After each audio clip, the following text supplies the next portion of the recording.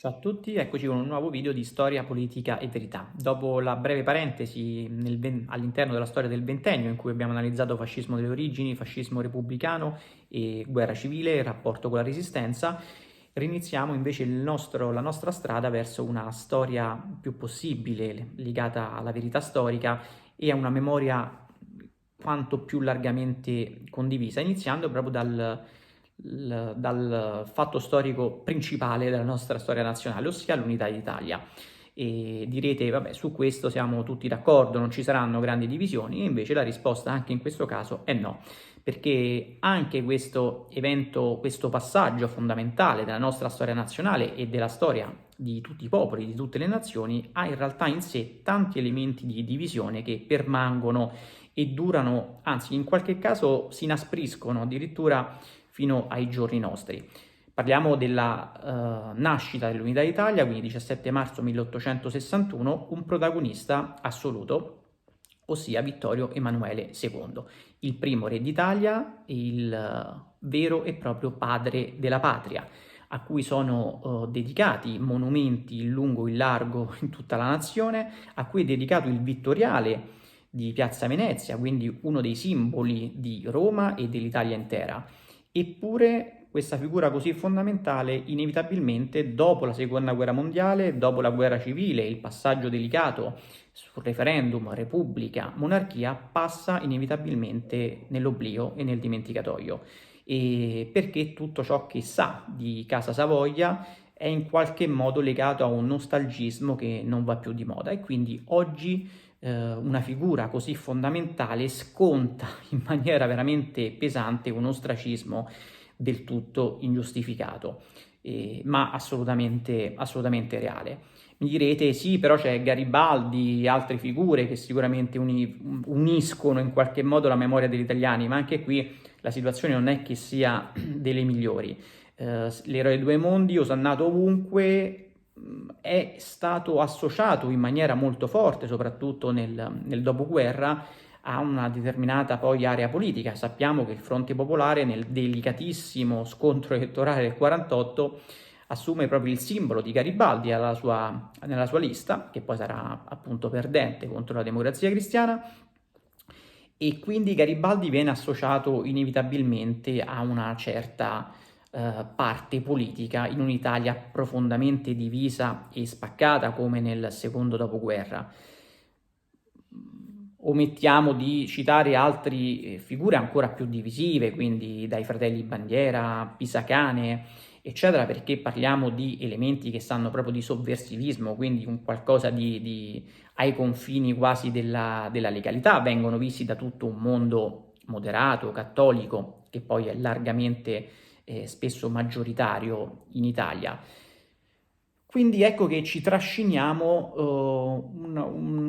parecchi problemi fino ai giorni nostri, dove la situazione non migliora, anzi negli ultimi decenni, in particolare dopo non il trionfo, ma dopo la crescita dei fenomeni leghisti e autonomistici, addirittura indipendentisti in alcuni casi, certe tendenze si sono andate addirittura rafforzando, e quindi parliamo di tutta quella storiografia, ma di tutto quel che non è soltanto però un passatempo degli addetti ai lavori, è anche anche dietro un substrato culturale e direi anche proprio popolare di adesione, cioè di chi rifiuta invece in toto il pacchetto unità nazionale, e rivendicando e mettendo invece in primo piano quelli che erano le realtà preunitarie che degli stati preunitari che spesso hanno non soltanto delle grandi storie e titoli veramente importanti, ma hanno alle spalle secoli e secoli di storia. Quindi, per esempio, possiamo parlare di tutto l'aspetto del nostalgismo legato al Regno delle Due Sicilie, una grande realtà nazionale che da Napoli a Palermo, a cui appartengono da Napoli a Palermo milioni di persone, che ha effettivamente una storia importante, che ha una serie di primati che oggi vengono sbandierati in pubblicazioni anche molto, molto diffuse e che hanno molto successo. C'è stato detto un po' in tutte le salse, no? I famosi primati del regno delle due Sicilie, che hanno in qualche modo anche stravolto l'immagine invece dell'inefficienza borbonica di questo stato di miserabili che viene salvato poi dall'avvento invece dell'Unità d'Italia. E quindi la prima linea, per esempio, ferroviaria, la Napoli-Portici, i cantieri navali all'avanguardia, l'industria metallurgica di Pietrarsa, e il primo ponte in ferro sospeso sul Garigliano. Insomma, ci sono effettivamente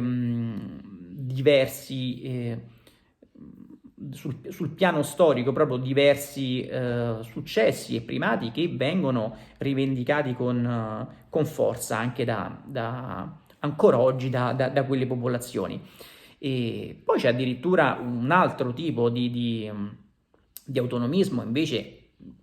che era diventato molto forte sul fine degli anni 90, legato proprio al fenomeno leghista, e quindi che rivendicava invece i primati del Lombardo-Veneto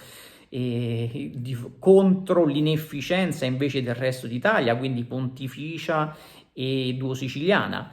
E, c'è poi un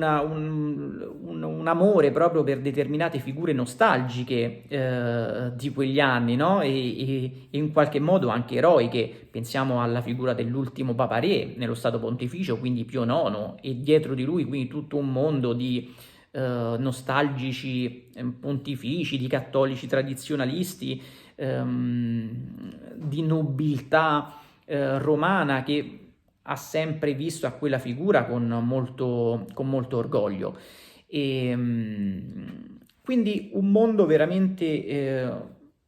vario, composito, in cui l'elemento unificante è quello di criticare fortemente il Risorgimento e l'Unità d'Italia, almeno su come concretamente e storicamente si è andata realizzando. Ora cerchiamo di tirare le somme e invece trovare una sintesi per quello che è il nostro obiettivo, cioè tirare fuori una memoria il più possibile largamente condivisa e legata ai fatti storici. C'è del vero come sempre un po' dappertutto. Sicuramente sappiamo benissimo che l'Italia preesiste ovviamente al 17 marzo del 1861, esiste storicamente, culturalmente e linguisticamente da secoli e secoli precedenti, quindi non basti citare Dante per non andare ancora più indietro, per dire che l'Italia è ovviamente una realtà culturale che non ha bisogno, no, di molte spiegazioni, ma e che secoli di dominazione straniera dell'Italia abbiano sicuramente andavano sanati con una risposta prima o poi unitaria da questo punto di vista. Però è altrettanto vero che il processo poi di unità nazionale è avvenuto forse nel peggior modo possibile, cioè un fenomeno storico che si è concretizzato con una scarsa partecipazione popolare, non tenendo conto delle differenze importanti linguistiche a livello dialettale, ma parliamo quasi veramente di lingue in alcuni casi,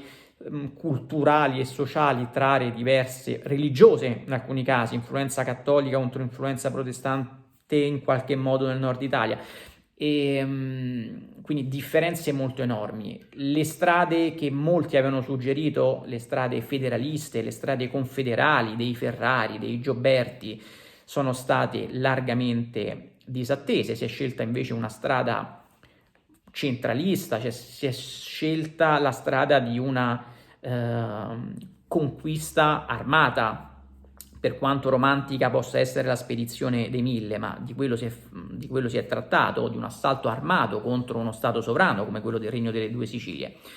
E quindi la strada scelta per l'unità è sicuramente molto discutibile e